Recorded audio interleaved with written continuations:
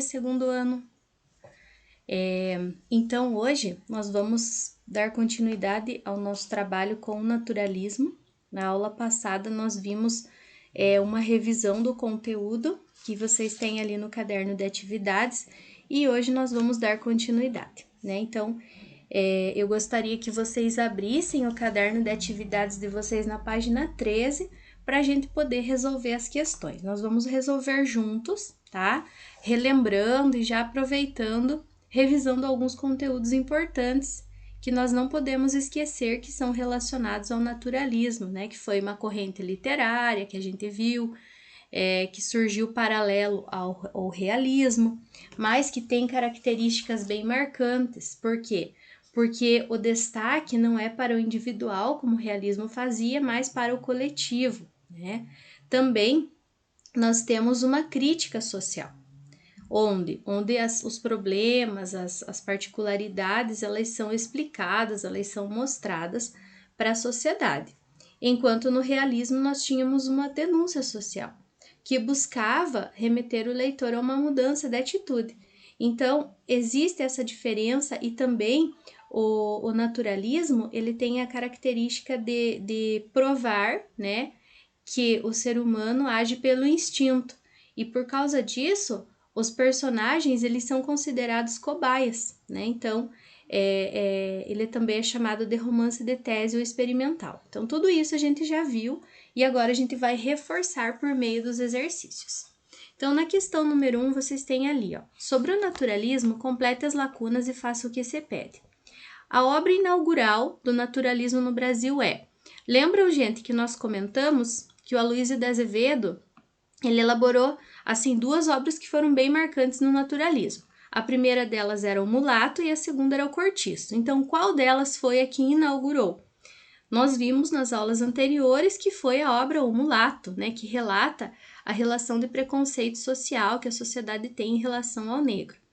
E essa obra ela foi publicada em 1881. E o Cortiço, né, que é considerada a obra-prima desse escritor. Então, ele pertence ao naturalismo. Aí, Nabelio diz, cite 4 características naturalistas. Antes de iniciar a aula, eu já acabei colocando algumas para vocês. Por exemplo, né, quando a gente coloca assim, que os personagens naturalistas, eles são condicionados pelo meio que eles vivem. Isso pode ser considerado uma característica. Além disso, eles também são vistos como instintivos, né? Então, a gente pode ver personagem condicionada, um instinto ou agir pelo instinto, a animalização do homem também, né? Nós conversamos bastante já sobre isso. E a personagem também ela é vista como patológica, ou seja, uma doença social. O personagem só é assim porque a sociedade o fez dessa maneira, né? Então, a gente colocou bastante, falou bastante sobre as características. Na letra C, nós temos, cite 4 fatores comuns aos movimentos realista e naturalista. Então, gente, como eles eram paralelos, né? Muitas pessoas acabam confundindo, alguns críticos literários, como eu comentei na aula passada com vocês, eles até quase que confundem um com o outro, né? Mas eles foram momentos separados, movimentos separados, porque o foco deles era outro. Enquanto um fazia crítica, o outro fazia denúncia, né? Então, essa parte é importante. Mas o que eles têm em comum, então? Ambos eram antiburgueses, né? Por quê? Porque eles escreviam sobre uma camada da sociedade diferenciada, enquanto o realismo criticava a burguesia e as convenções sociais. O naturalismo, ele falava de personagens que não tinham sido trabalhados na literatura ainda. Ambos são antirromânticos, né? Por quê? Porque eles não colocam a subjetividade como elemento principal, como o romantismo colocava. São anticlericais também, porque eles denunciam, eles criticam a própria igreja, a hipocrisia que a igreja apresenta nas obras, e também eles apresentavam preocupações sociais, o que o romantismo não fazia, né? Então, tudo isso ali a gente pode colocar como fatores comuns aos movimentos realista e naturalista. Na 2, nós temos ali, ó, marque a alternativa em que todas as características listadas pertencem ao naturalismo. Gente, essa é fácil, né? Ó, a letra A já está errada porque ele já fala idealização da natureza, né? Nós já sabemos que a idealização da natureza aconteceu lá no romantismo, né? Ali ele fala descrição da natureza, ele também não descreve, por quê? Porque eles focam mais o lado urbano. Passadismo, falar sobre o passado, sobre mitologia greco-romana, também não. Determinismo, o homem influenciado pelo meio. Objetividade, né? Ir direto ao assunto, não ficar enrolando. Crítica social, cientificismo, materialismo, experimentalismo, todas são características do naturalismo. A letra E está errada também, ele fala de postura escapista.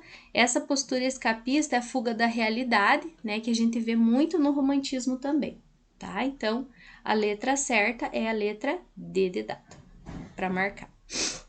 Na número 3, nós temos ali, ó, enumere as colunas. Personagem realista, personagem naturalista, romance realista, romance naturalista e temas realistas e naturalistas. Se vocês quiserem, gente, pausar o vídeo e tentar resolver antes, né, para que vocês vejam se vocês entenderam, né, o que é essa questão, tá bom? Então, vejam. O adultério, a hipocrisia, o preconceito racial, retrato das injustiças sociais e ridicularização dos valores burgueses. Então, quando a gente faz isso, né, lembram as obras que a gente viu? Por exemplo, O Crime do Padre Amaro, né, que fala sobre a hipocrisia da igreja. Nós vimos também a parte do adultério, né, nas obras ali do S. de Queiroz, que é português, mas também no Machado de Assis, né? E lembram que quando a gente fala em Machado de Assis, nós estamos falando de realismo, né? Porque ele deixa no ar essa característica, esse Capitu na obra Dom Casmurro, praticou a traição ou não, né? Então, ali seria o número 5. Por vezes, condicionada e patológica, comparada a animais. Quem que faz isso, gente? Quem? Personagem naturalista, né? Nós vimos na obra O Cortiço vários trechos, né, de obras que tratam e relatam essas características. Impressão da vida real. Preocupação em denunciar as injustiças sociais. Grifem esse denunciar, gente, né? Qual é o romance que faz isso, que denuncia as injustiças? É o romance realista, certo? Relações sexuais, pobreza, assassinatos. Quando eu ouço isso, eu já penso em quem? Eu vou pensar no Cortiço, eu vou pensar em temas naturalistas. Romance de tese. Lembram qual era o chamado romance de tese? Era o romance naturalista. Semelhante ao homem comum, apresenta aspectos negativos da personalidade, permite estabelecimento de uma relação entre o texto e a realidade histórica e sociedade na qual se insere. Seria o personagem realista, certo? Então, ficou 5, 2, 3, 6, 4, 1. Na questão 4, nós temos assim: a estética naturalista brasileira foi muito bem representada por Aloysio Azevedo. Sua produção revela verdadeiras obras-primas, partidárias do espírito naturalista, em que se analisaram e criticaram com excelência o comportamento da sociedade burguesa. Sobre o autor e sua obra, pode-se afirmar: 1. Recebeu em seus romances naturalistas a influência de autores como Machado de Assis e essa de Queiroz, né? Será que essa questão, gente, é uma questão verdadeira? Né? Se ele tivesse recebido, possivelmente ele não seria um autor naturalista, e sim um autor realista, porque Machado de Assis e essa do Queiroz eram realistas. Então, essa questão não está correta. Ele recebeu a influência de Émile Zola, né, que a gente já estudou, inclusive. Número 2. A obra O Mulato provocou violenta reação da sociedade maranhense da época por satirizar os vários tipos sociais, como as beatas e o clero, fazendo com que o autor retornasse ao Rio de Janeiro. Então, essa obra é correta, né? O Aloysio Azevedo ele foi bastante criticado quando ele produziu essa obra. 2. ou melhor, 3. O Cortiço, obra-prima do autor, aqui já tá na outra página, deixa eu passar aqui para vocês. Aqui. O Cortiço, obra-prima do autor, se passa no Rio de Janeiro e discorre sobre o ambiente de corrupção da habitação coletiva, exemplificando a tese de que o homem é produto do meio. Gente, perfeita essa colocação. Não tem nem o que tentar discordar, né? É exatamente isso que ele fez. Ele fala sobre esse ambiente da corrupção, dessa habitação coletiva que é o cortiço de modo geral. 4. Em suas obras destacam-se temas como desejos carnais, corrupção, impunidade e adultérios. Também é verdadeiro, né? O Aloysio Azevedo ele busca exatamente essa característica, romance de tese, o homem é influenciado pelo meio, né? Determinismo. 5. O autor utiliza o espaço urbano e os personagens para fazer um retrato psicológico da sociedade da época. Gente, essa questão não está correta. Por quê? Porque ele não faz um retrato psicológico, ele faz um retrato biológico e patológico, porque ele vê os indivíduos como pertencentes a um quadro de doença social. Questão 5. Leia os seguintes trechos retirados das obras Bom Crioulo, de Adolfo Caminha, O Missionário, de Inglês de Souza e Memórias Póstumas de Brás Cubas de Machado de Assis. Em seguida, identifique características realistas, naturalistas em cada uma das passagens. Gente, então eu quero que vocês leiam, tá? Pausem o vídeo um pouquinho, leiam e a gente vai tentar encontrar algumas características, tá? Então, por exemplo, aonde que nós temos aqui a característica descritivismo? Descritivismo nós encontramos já nessa primeira partezinha aqui, ó. Macas de lona suspensa em varais de ferro, né? Então, vocês podem escrever aqui, ó. Põe número 1 aqui embaixo, escreve descritivismo, grifa no texto onde encontra o descritivismo e coloca o número 1, tá bom? Para não precisar vocês copiarem de novo, tá bom? Então, ó, põe número 1, coloca lá descritivismo e grifa onde está o descritivismo, certo? Então, ali, ó, bem no início vocês já encontram, ó, umas sobre as outras, encardidas, com panos de cozinha. É descrição, né? Ele tá fazendo esse retrato fiel para que o leitor consiga visualizar tudo o que está acontecendo, certo? A segunda, qual seria a segunda característica que nós temos ali? Personagem que representa o homem comum. Que seria esse homem comum? Esse homem comum seria o que representa todos os homens, de um modo geral, que pertencem àquela classe. Então, nós podemos grifar o quê? Essa representação do homem comum. Ó, no fim de contas, o pobre diabo era vítima de um pesadelo, né? Então, nós encontramos aqui uma característica que indica que todos os personagens eles têm um fim específico, né? Todos eles trabalham e lutam e tentam colocar as coisas da mesma maneira. Na 3, nós podemos colocar como preferência pelos ambientes miseráveis, né? Aonde que a gente pode encontrar isso? Na segunda linha aqui, ó. Então, vocês podem grifar e colocar o número 3. Imagine-se o porão de um navio mercante carregado de miséria, né? Então, preferência por ambientes miseráveis, ambientes que não são do romantismo lá, por exemplo, que era tudo muito colorido, muito bonito, né? Subjetivo. E o número 4, nós podemos encontrar objetividade. Aonde? Exatamente na palavra que começa aqui. Houve um marinheiro que se levantou do meio dos outros, nu em pelo, os olhos arregalados, medonho, gritando que o queriam matar. Então, nós temos aqui exatamente um trecho que trabalha com a objetividade.